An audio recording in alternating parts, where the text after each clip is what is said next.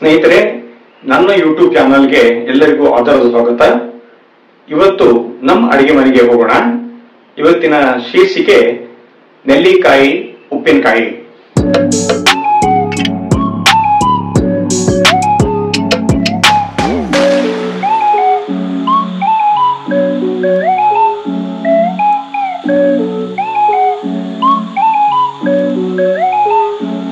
ಇವತ್ತು ಅಡಿಗೆ ಮನೆಗೆ ಹೋದಾಗ 14 ನೆಲ್ಲಿಕಾಯಿ ಗ್ಯಾಸ್ ಕಟ್ಟೆ ಮೇಲೆ ಇತ್ತು. ಯಾಕಪ್ಪ ಅಂತಂದ್ರೆ ಅದು ಉಪ್ಪಿನಕಾಯಿ ಆಗ್ಲಿಕ್ಕೆ ಸಿದ್ಧತೆ ನಡೆಸಿತ್ತು. ಈ ತೊಳೆದಿಟ್ಟು ನೆಲ್ಲಿಕಾಯಿನ ಮುಳುಗುವಷ್ಟು ನೀರಿನಲ್ಲಿ ಕುಕ್ಕರ್ನಲ್ಲಿ ಹಾಕಿ ಬೇಯಿಸ್ಲಿಕ್ಕೆ ಇಟ್ಲು ನನ್ನಾಕೆ. ಕುಕ್ಕರ್ ಸೀಟಿ ಹೊಡಿಯೋಕ್ಕಿಂತ ಮೊದಲು ಉಪ್ಪಿನಕಾಯಿಗೆ ತಯಾರಿ ಮಾಡಿಕೊಂಡ್ಲು. ಮೆಂತೆ, ಜೀರಿಗೆ, ಸಾಸಿವೆ, ಖಾರದ ಪುಡಿ, ಉಪ್ಪು, ಅರಿಶಿನ ಪುಡಿ, ಕೊಬ್ಬರಿ ಎಣ್ಣೆ ಸಿದ್ಧವಾಗಿಟ್ಕೊಂಡ್ಲು. ಕುಕ್ಕರ್ 2 ಸೀಟಿ ಹೊಡಿತು. ಈಗ ಬೆಂದ ನೆಲ್ಲಿಕಾಯಿನ ಒಂದು ಪ್ಲೇಟಿಗೆ ಹಾಕಿದ್ಲು. ಬೇಯಿಸಿದ ನೀರನ್ನ ಒಂದು ಸಣ್ಣ ಪಾತ್ರೆಗೆ ಹಾಕಿದ್ಲು, ಕುದಿಲಿಕ್ಕಿಟ್ಲು.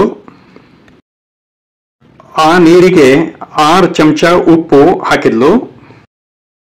ಅದನ್ನ ಚೆನ್ನಾಗಿ ಕರಡಿ ಚೆನ್ನಾಗಿ ಕುದಿ ಬರೋ ತನಕ ಕಾದ್ಲು. ಉಪ್ಪು ನೀರು ಸಿದ್ಧವಾದ ನಂತರ ತಣ್ಣಗಾಗಲಿ ಅಂತ ಒಂದು ಸೈಡಿಗೆ ಇಟ್ಲು. ಬೇಯಿಸಿದ ನೆಲ್ಲಿಕಾಯಿ ಸಹ ತಣ್ಣಗಾಗ್ಲಿಕ್ಕೆ ಹತ್ತಿತ್ತು. ಅವೆರಡನ್ನು ತಣ್ಣಗಾಗ್ಲಿಕ್ಕೆ ಬಿಟ್ಟು ಒಲೆ ಮೇಲೆ ಬಾಂಡ್ಲಿ ಇಟ್ಲು. ಬಾಂಡ್ಲಿಗೆ ಅರ್ಧ ಚಮಚ ಮೆಂತೆ ಕಾಳು ಹಾಕಿದ್ಲು. ಸಣ್ಣ ಬೆಂಕಿಯಲ್ಲಿ ಕೆಂಪಗಾಗುವಷ್ಟು ಹುರಿದು ನಂತರ 4 ಚಮಚ ಸಾಸಿವೆ ಕಾಳು ಹಾಕಿ ಮತ್ತೆ ಅದನ್ನ ಹುರಿದ್ಲು. ಮೆಂತೆ, ಸಾಸಿವೆ 2 ಆದ ನಂತರ 2 ಚಮಚ ಜೀರಿಗೆನೂ ಹಾಕಿ ಚೆನ್ನಾಗಿ ಹುರಿದ್ಲು.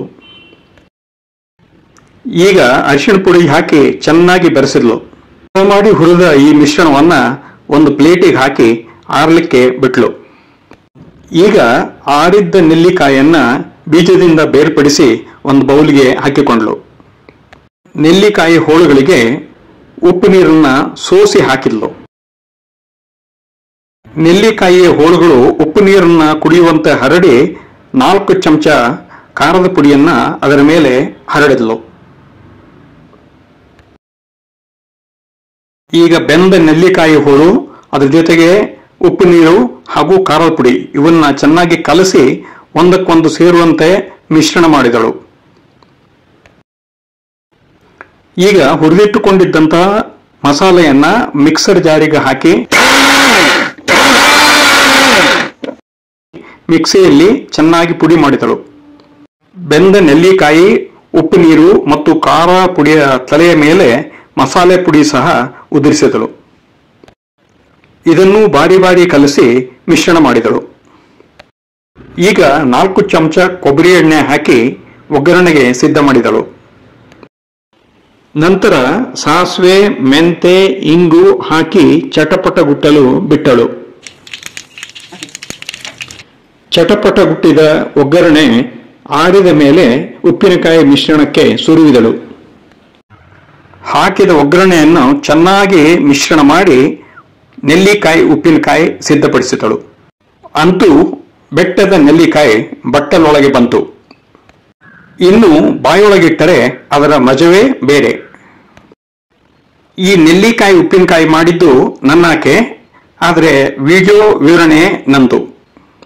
ಇದು ನೆಲ್ಲಿಕಾಯಿ ಬೇಯಿಸಿ ಮಾಡಿದ ಉಪ್ಪಿನಕಾಯಿ ಆಗಿದ್ದರಿಂದಾಗಿ ಜಾಸ್ತಿ ದಿನ ಬಾಳಿಕೆ ಬರಬೇಕು ಅಂದ್ರೆ ಒಂದು ಸಣ್ಣ ಜಾರಿಗೆ ತುಂಬಿ ಮುಚ್ಚಳ ಹಾಕಿ ಫ್ರಿಡ್ಜ್ನಲ್ಲಿ ಇಟ್ಬಿಟ್ರೆ ಜಾಸ್ತಿ ದಿನ ಬರ್ತದೆ. ಮಾಡಲಿಕ್ಕೆ ಸುಲಭ ಇರುವಂತಹ ಈ ನೆಲ್ಲಿಕಾಯಿ ಉಪ್ಪಿನಕಾಯಿಯನ್ನ ನೀವೇ ತಯಾರು ಮಾಡಿ ಇಲ್ಲ ತಯಾರು ಮಾಡಿಸಿ. ಈ ನೆಲ್ಲಿಕಾಯಿ ಉಪ್ಪಿನಕಾಯಿ ವಿಡಿಯೋ ಇದು ಇಷ್ಟವಾಗಿದ್ದರೆ ನನಗೊಂದು ಲೈಕ್ ಕೊಡಿ. ಹಾಗೆ ನನ್ನ ಚಾನಲ್ಗೆ ಸಬ್ಸ್ಕ್ರೈಬ್ ಮಾಡಿ. ಇದರ ಜೊತೆಯಲ್ಲಿ ಇತರರಿಗೂ ಶೇರ್ ಮಾಡಿ. ಮತ್ತೆ ಭೇಟಿಯಾಗೋಣ ಇನ್ನೊಂದು ವಿಶೇಷದೊಂದಿಗೆ. ಧನ್ಯವಾದಗಳು.